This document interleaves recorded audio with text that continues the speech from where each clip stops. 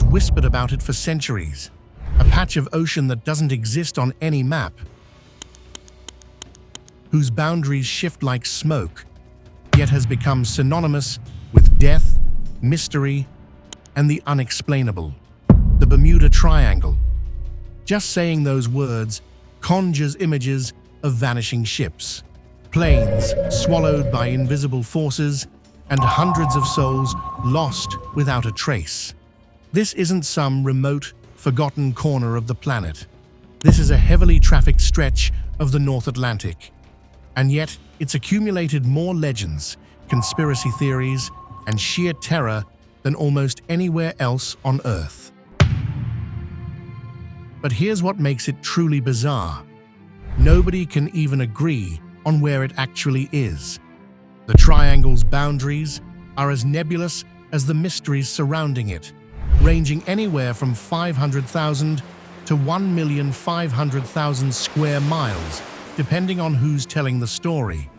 That's 1,000,000 square miles of uncertainty.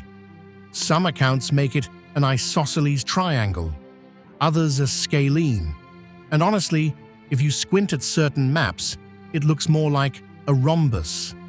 Perhaps Bermuda dodecahedron just didn't have the same ring to it. And this ambiguity, it's been there from the very beginning, making it nearly impossible to actually count the real number of disappearances, because the goalposts keep moving across centuries of maritime records.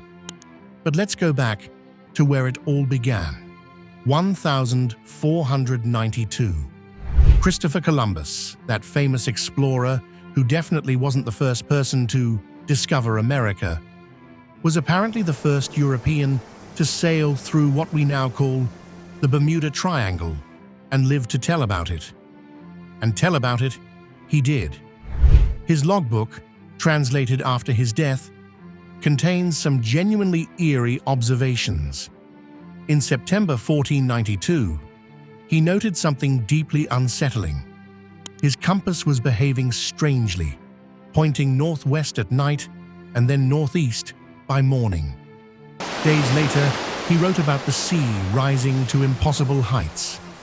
Then came the really strange part.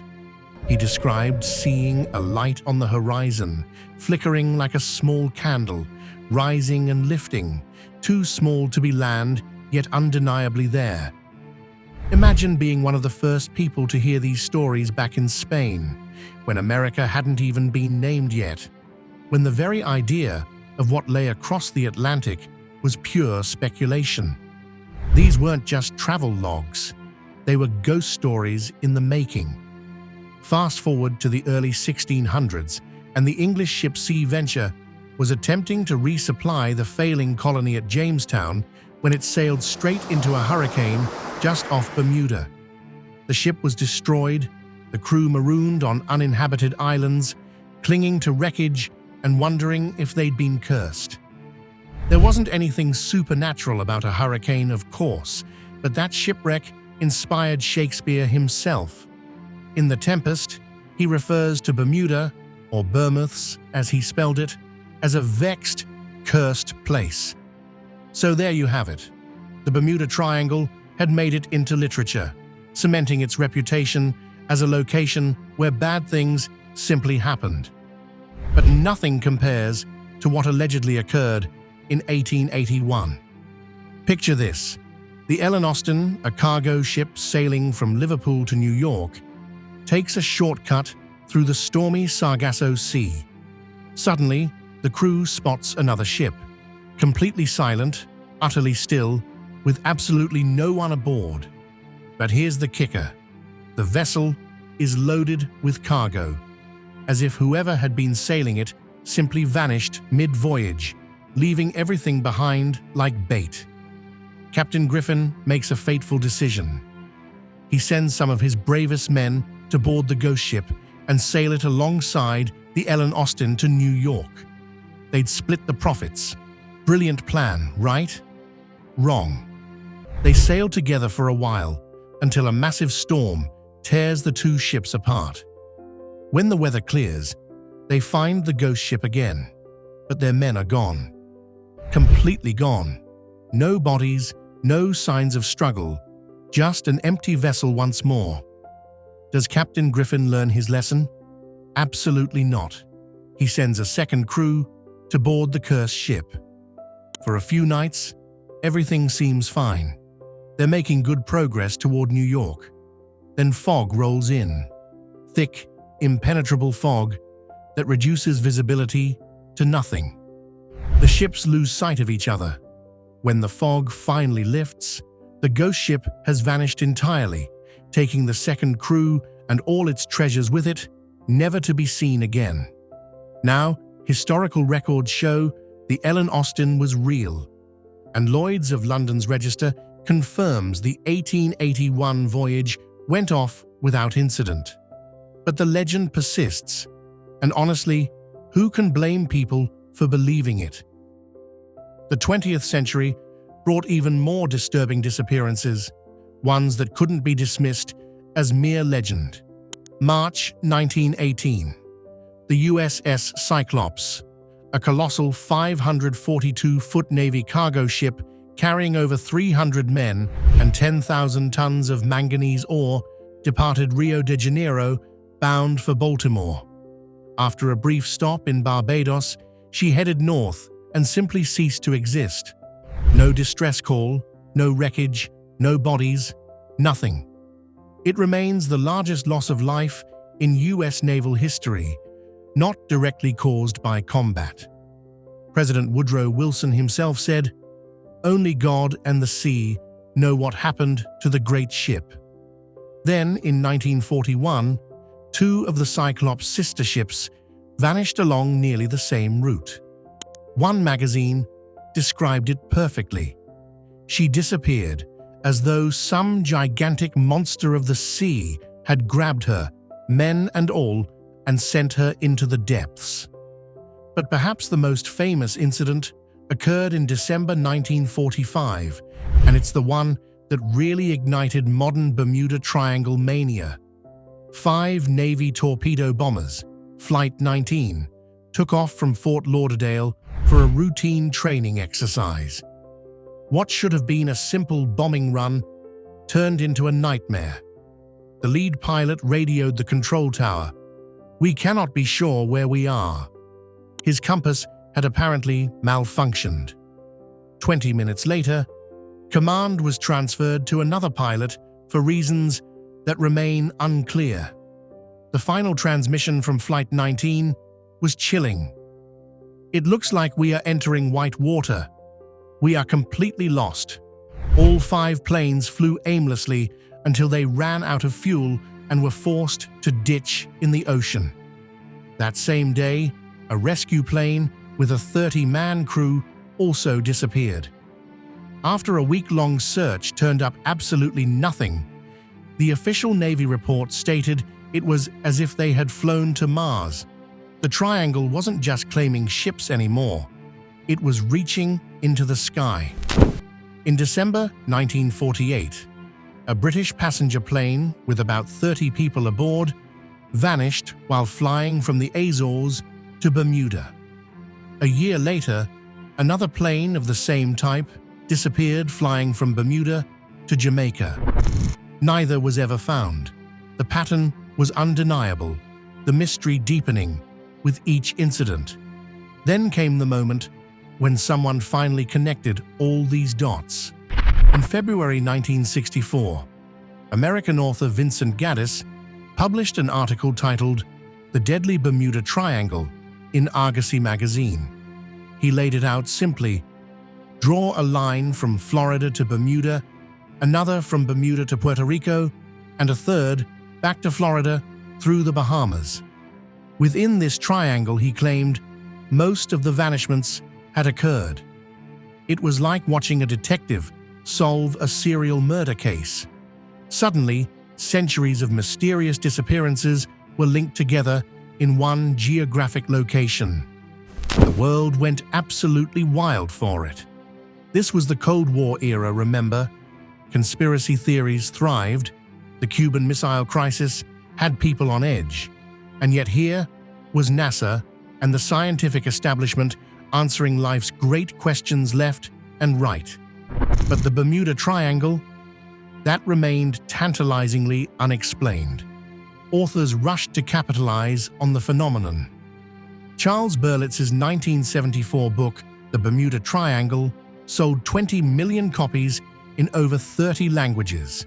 His theories were so captivating that Steven Spielberg depicted the Flight 19 crew as alien abductees in Close Encounters of the Third Kind. Berlitz connected the triangle to Atlantis, suggested paranormal portals transcending time and space, and pointed to the eerie fact that most missing vessels never sent distress calls as evidence of extraterrestrial interference. Every wild theory imaginable was on the table, and people devoured it. Here's the intoxicating part. We know so much now, yet this mystery has endured. It's thrilling to think that despite all our satellites, databases, and scientific minds, something slipped through the cracks, an unsolvable riddle in a world that's otherwise been mapped to death. Except, well, we actually do have answers now. Real, solid, scientifically backed answers. Let's start with navigation. The Bermuda Triangle is supposedly one of only 2 places on Earth where a compass points to true north rather than magnetic north. Could this cause catastrophic navigational errors? Here's a quick compass lesson. Earth's magnetic north pole constantly shifts, located about 1,200 miles from the static geographic North Pole. The difference between these readings is called magnetic declination, and it varies across the globe. There's an imaginary line called the agonic line, where true north and magnetic north align perfectly. No declination. In the 18th century, this line did pass through the Bermuda Triangle, but here's the thing. It's been drifting westward at about 0.2 degrees per year and now sits in the Gulf of Mexico. So that theory? Outdated. Plus, experienced navigators know to compensate for magnetic declination. It's literally part of basic training. Then there's the weather. This region sits right in the path of hurricane season. Just look at the devastation in 2024. Rogue waves, monstrous walls of water reaching 100 feet, occur here, and they're absolutely real. The first one, ever recorded by instruments, was in 1995, an 84-foot wave in the North Sea called the Draupner wave. 1 in every 10,000 waves is a rogue, capable of swallowing ships whole. Add in the Gulf Stream, which tears through the western edge of the triangle at speeds 300 times faster than the Amazon River, fast enough to throw inexperienced sailors hundreds of miles off course and erase evidence of disasters almost instantly. The newest scientific theory involves methane. In 2016, Norwegian researchers discovered massive craters off their coast, up to half a mile wide and 150 meters deep, apparently caused by explosive releases of methane trapped in ocean sediments. Giant burps of death, essentially. Media outlets immediately linked this to the Bermuda Triangle, though the researchers themselves never made that connection. It's possible, but highly unlikely, to be the culprit. But here's the real kicker: the actual truth that deflates all the mystery. When you examine modern aviation and marine casualty data and compare the Bermuda Triangle to other regions globally, something shocking emerges. There's absolutely nothing unusual about it. It doesn't even crack the top 10 most dangerous ocean regions.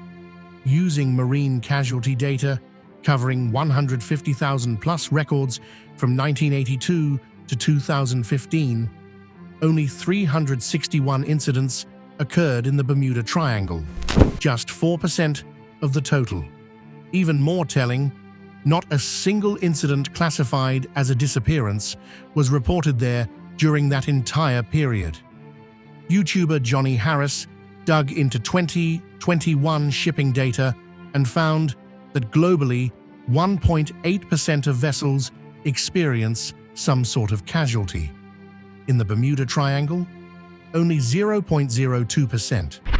According to that data, you're 90 times less likely to disappear there than anywhere else. Lloyd's of London and the US Coast Guard confirm it. The Bermuda Triangle's incident rate is completely average.